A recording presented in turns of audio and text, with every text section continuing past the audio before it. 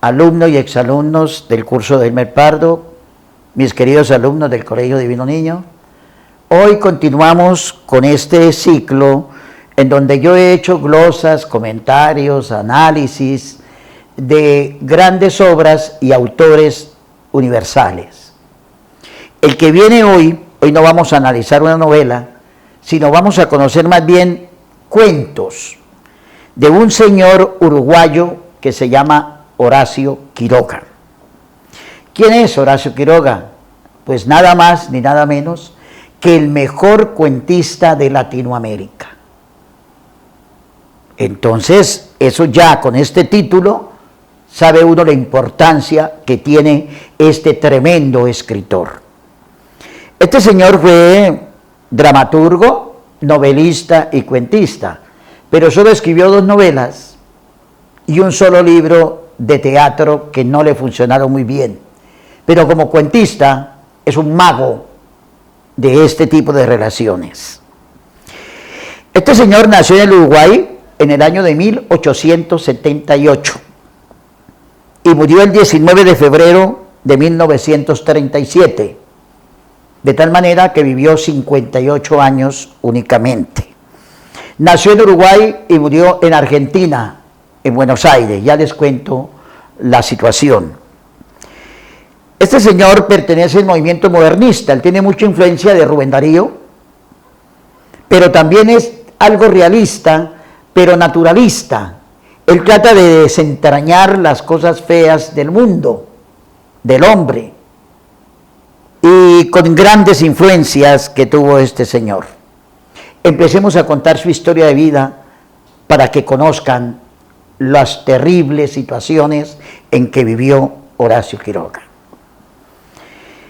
Lo primero, su papá murió cuando él tenía 2 meses de edad. Su padre amaba la casa y un día, con la mamá con él en brazos, fue a ver bajar a su papá que venía en una embarcación. Y cuando se iba a bajar, su escopeta de caza se le disparó y se mató. O sea que Horacio Quiroga perdió a su papá a los 2 meses. Después, la mamá se volvió a casar en 1891 con un hombre extraordinario, un padrastro, que lo crió muy bien. Pero miren lo que le pasó a este señor, le dio un derrame cerebral, quedó semiparalizado, no aguantó más la vida, quedó mudo también, y un buen día se colocó la escopeta en la boca y con los pies accionó el gatillo y se pegó un tiro. Primero su papá, ahora su padrastro. Horacio Quiroga estudió en Montevideo, terminó sus estudios secundarios, amaba la literatura, la fotografía, la química, la mecánica y el ciclismo. No como competición, pero hacía grandes viajes en su bicicleta. Amaba el ciclismo.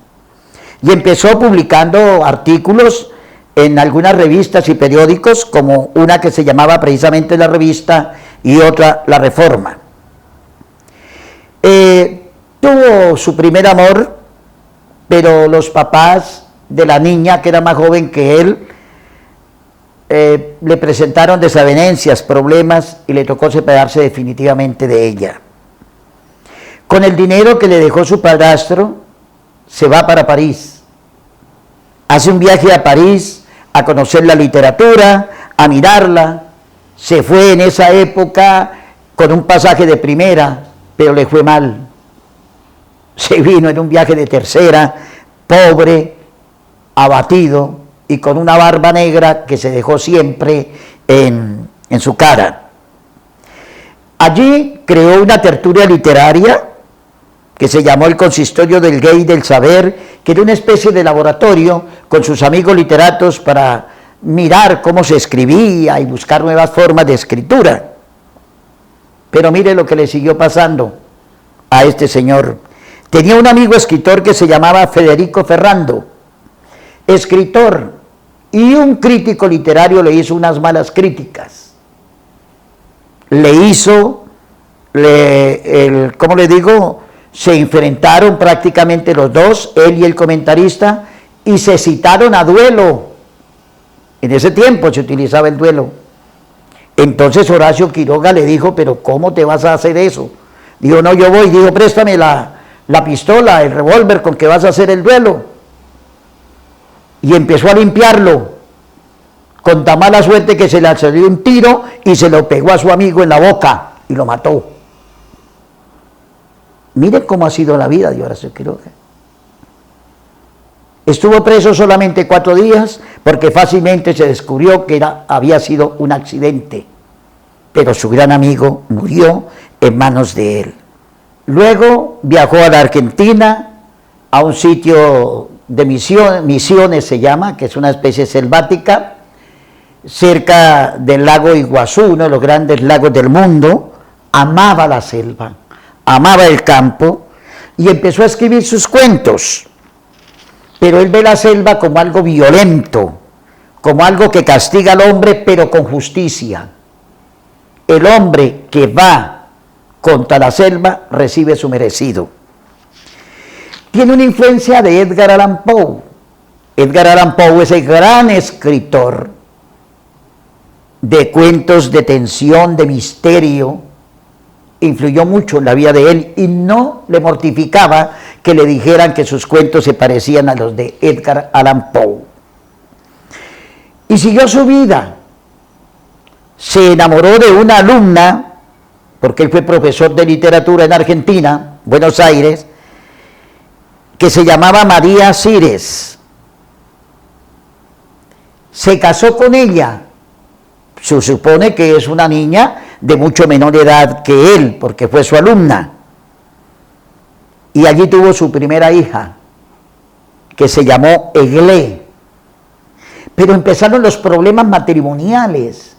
Él era un poco duro, a la niña de pronto no le gustaba mucho la selva, y él era desorganizado para escribir, tomaba notas en unos papeles y después los tomaba para hacer sus maravillosos cuentos.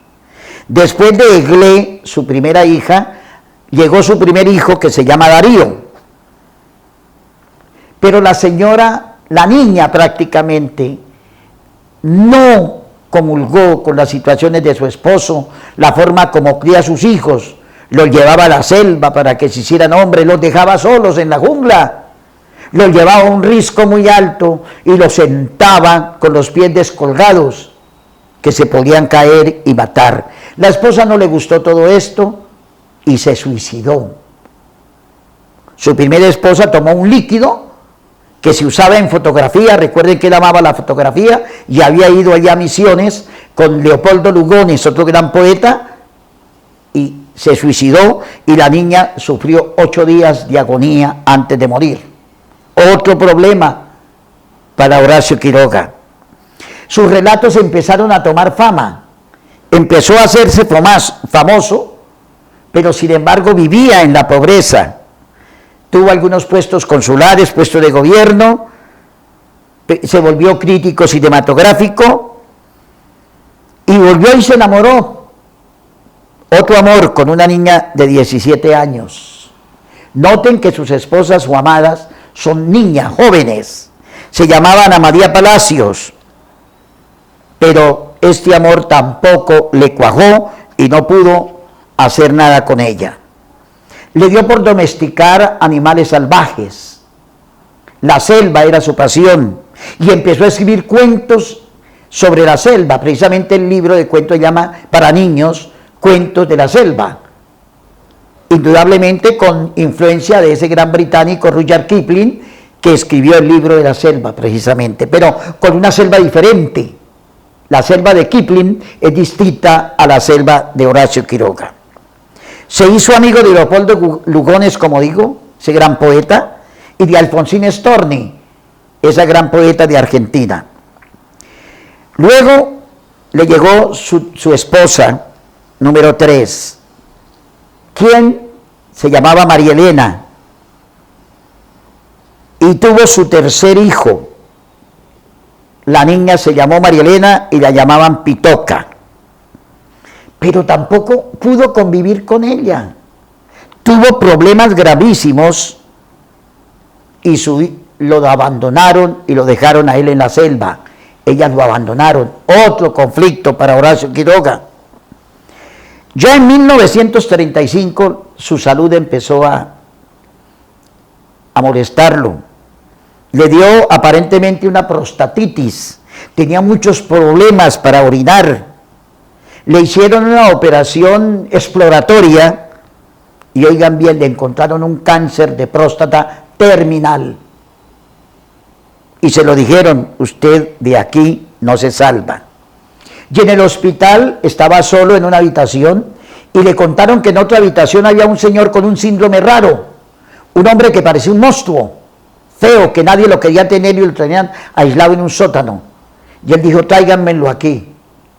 Y se hizo amigo de ese hombre deforme, él lo ayudó y miren lo que pasó. Algún día salió del hospital, lo dejaron salir, volvió en la noche y en un vaso echó un poco de cianuro, se lo tomó, duró 4 horas con desespero y así se suicidó Horacio Quiroga.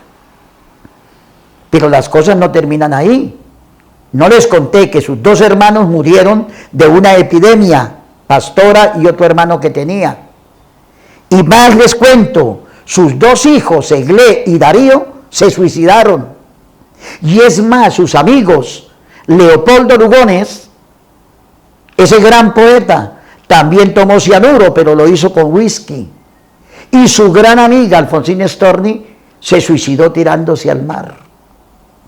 Entonces, yo no sé, estimados televidentes, ustedes cómo ven esta terrible situación, este problema de muerte, de suicidios, de desavenencias matrimoniales en él. Escribió 2 novelitas que son autobiografías. Nomás el título lo dice: Historia de amor turbio y pasado. Sus historias, su amor por las jovencitas y sus desgracias matrimoniales. Su primera obra se llamó Los arrecifes de coral, cuentos, y escribió otra novelita, Historia de un amor turbio, es Eglé. Recuerden que Eglé es el nombre de la hija. Luego le empezó a plasmar en sus libros su propia historia. ¿De qué habla Horacio Quiroga en sus cuentos? Extravíos, lesiones, miseria, fracasos, hambre, muerte, suicidios, ataques de animales, enfrentamientos con la naturaleza, etc. Entonces uno ya puede imaginarse todo eso que le bullía en la mente, todo ese naturalismo, todas esas cosas tan absurdas y tan terribles en la vida. Por eso decía: la naturaleza es ciega pero justa, y escribió un libro que se llama Anaconda. Se supone que es de la selva, porque su nombre es de una gran serpiente. Escribió Diario del viaje a París, todo lo que sufrió yendo a esa capital, a esa urbe.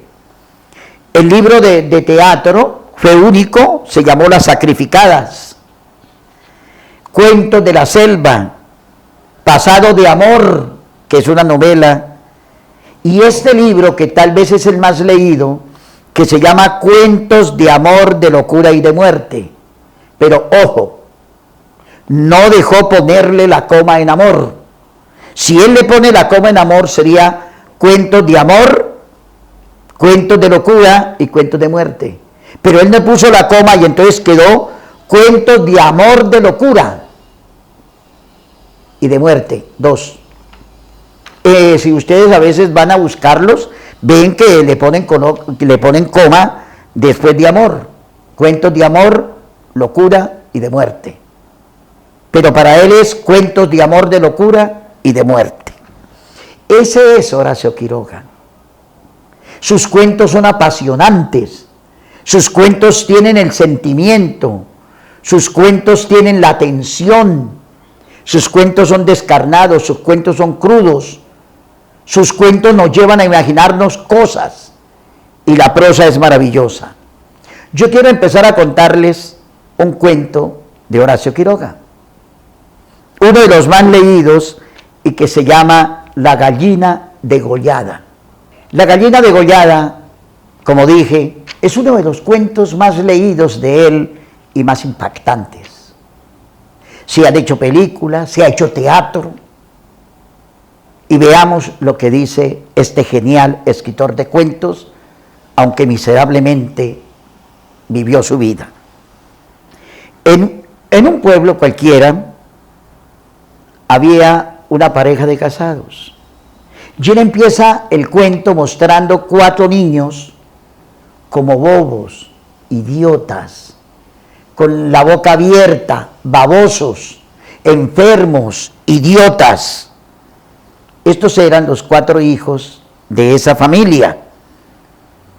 Un niño tenía 12 años, el mayor, y el menor tenía 8 años. El esposo se llamaba Mazzini y ella se llamaba Berta. Se casaron y a los 14 meses tuvieron el primer hijo. Un niño precioso, los hizo felices. El niño perfectamente bien hasta el año y medio. Cuando el niño llegó al año y medio, empezó a convulsionar, a tener problemas y se volvió un idiota completo. Un bobo, me perdona la expresión, botaba babas por la boca. Y entonces el conflicto para ese matrimonio, terrible, llaman al médico, el médico analiza al niño, analiza al papá, analiza a la mamá, le dice, no señor, usted está muy bien, la señora tiene por ahí un soplo en el pulmón, pero no tiene ningún problema. Todo está bien, no entiendo por qué este niño tiene ese problema. Y entonces le dicen, bueno, yo puedo tener otro hijo. El médico le dice, es que no hay razón para no tenerlo. Y tienen otro hijo. Nace perfectamente y preciso. Antes de los 2 años, vuelve a convulsionar, 2 idiotas. Y no dejan de insistir y vuelven a tener, ella queda embarazada y tiene mellizos, 2. Otros 4 idiotas. Esos son los 4 niños sentados en una banca con la que empieza el cuento el señor Horacio Quiroga. Y miren lo que dicen, estos niños no deglutían, no comían, no se podían sentar al principio y demoraron mucho en caminar, se chocaban entre ellos mismos, se reían echando la lengua hacia afuera, botaban babas, perfectos idiotas. Y entonces el conflicto familiar es terrible.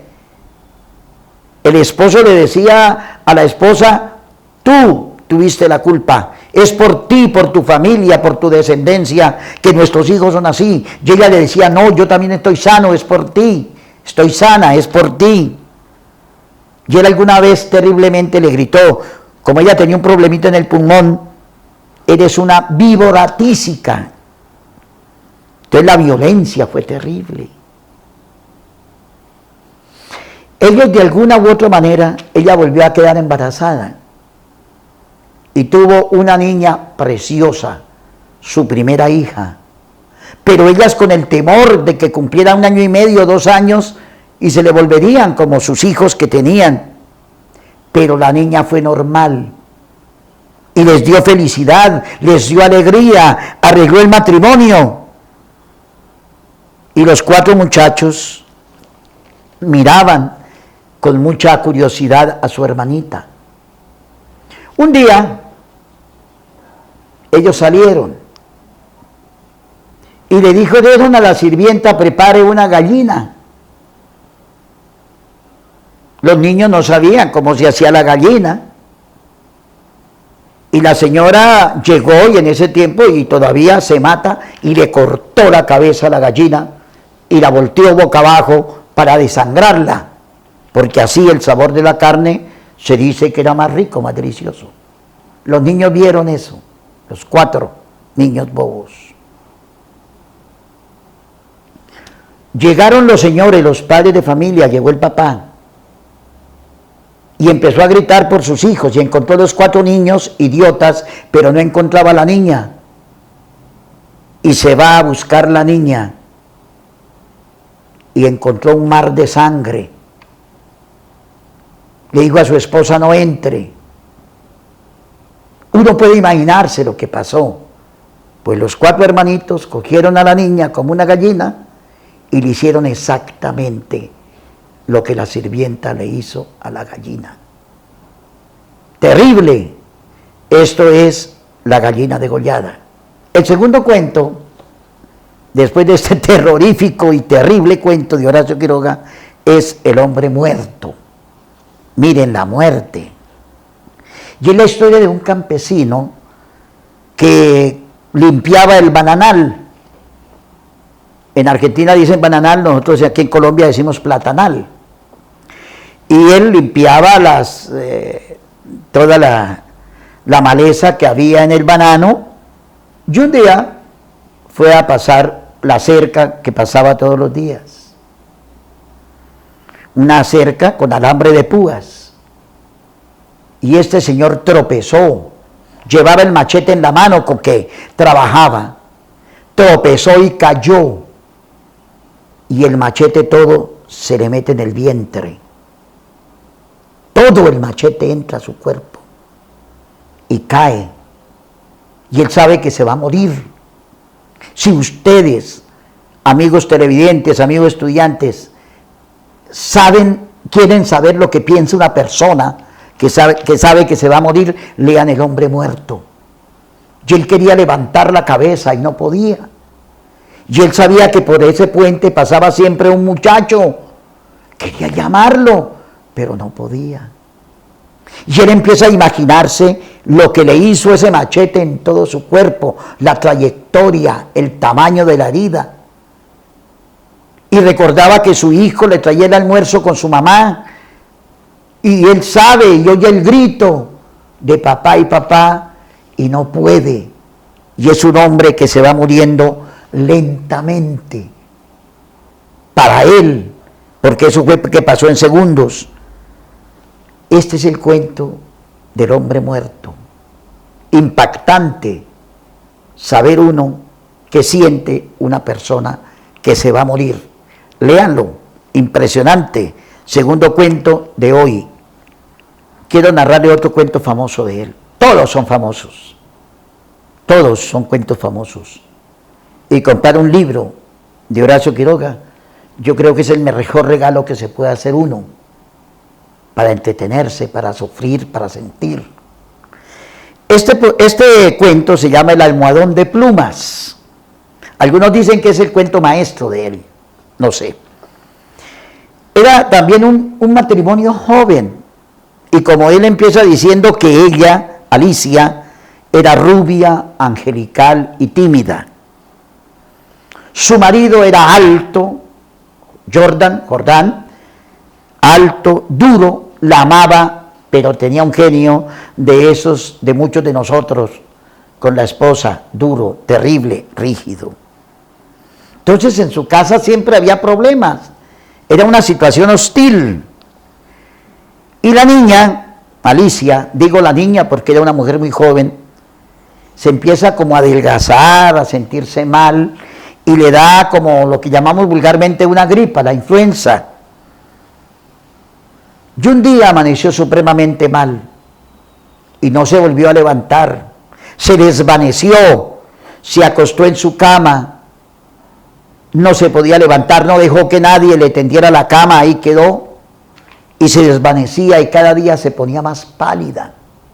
Vino el doctor, la encontró anémica. Dijo: esta muchacha se está desangrando, no tiene sangre, pero ¿qué pasa? Hacen junta médica y todas las cosas, pero no encuentran las causas de ese terrible problema que tenía. No podía mover sino la cabeza, era tanta la debilidad, era tanta la palidez, era tanto el decaimiento que apenas movía la cabeza. Deliraba en las noches y una vez perdió el conocimiento y la niña se murió.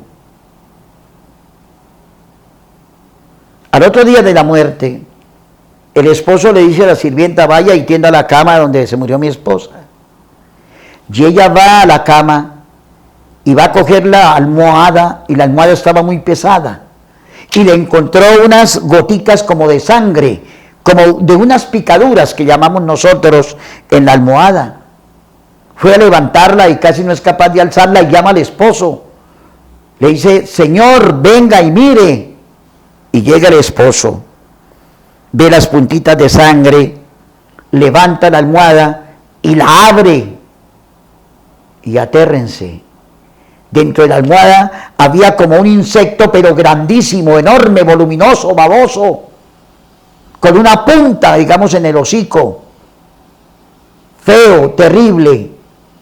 ¿Y qué había pasado? Que él por las noches llegaba y le incrustaba en su cabeza su punzón y le iba quitando la sangre hasta que la mató.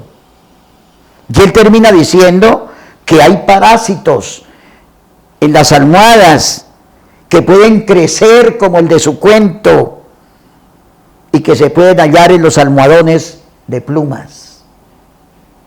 Este es el cuento, el almohadón de plumas. Y para terminar, ¿qué podríamos decir de él? Él, como vimos, lo primero fue que su vida fue terriblemente fatal. Escribió el Decálogo del Cuentista, una especie de 10 mandamientos, como para decirle a la gente cómo debe escribir cuentos como los de él, famosos. Sin embargo, él no cumplía eso. Veamos algunos. Cree en un maestro como un Dios. Él creyó en sus maestros como un Dios. ¿Quiénes influenciaron en él? Edgar Allan Poe, Guy de Maupassant, que es uno de los mejores cuentistas franceses, Rudyard Kipling, como digo, Anton Chekhov, el mismo Dostoyevsky. Él creyó en ellos y tal vez eso le ayudó a escribir sus cuentos tan terribles. Resiste a la imitación, no imites a nadie, pero si es mucha, imita, no hay problema. Ten fe ciega en el triunfo, escribe cuentos y te llegará el triunfo. Sé dueño de tus palabras, no adjetives sin necesidad, cosa que él no hizo, porque la adjetivación que hace en sus cuentos es admirable. Lleva tus personajes de la mano hasta el final, no los abandones. No escribas bajo el influjo de la emoción. Cuando estés muy emocionado, muy resentido, no escribas. Escribe cuando estés tranquilo. No pienses en tus amigos al escribir. Pues con él, yo pienso que él no hizo eso. Y uno supone que cuando escribió sus cuentos, cuando escribió sus 2 novelitas, él estaba pensando no en sus amigos y en sus esposas y en sus hijos y en su vida tan terrible. Muchos hombres, aquí uno haciendo lectura crítica, puede uno como concluir que muchos hombres que han sido tan famosos como este han tenido una vida miserable y fatal. No siempre se necesita de una vida alegre para ser famoso. Miren lo desgraciado de este hombre y lo que es hoy, un monumento al cuento. De tal manera de que el genio de los grandes autores no importa con la relación de su vida. A él se le dice que no es un cuentista maldito, sino un cuentista maldecido. De tal manera de que yo termino invitándolos a que compren ese librito y se emocionen de estos maravillosos cuentos latinoamericanos del mejor cuentista que tenemos. Muchas gracias.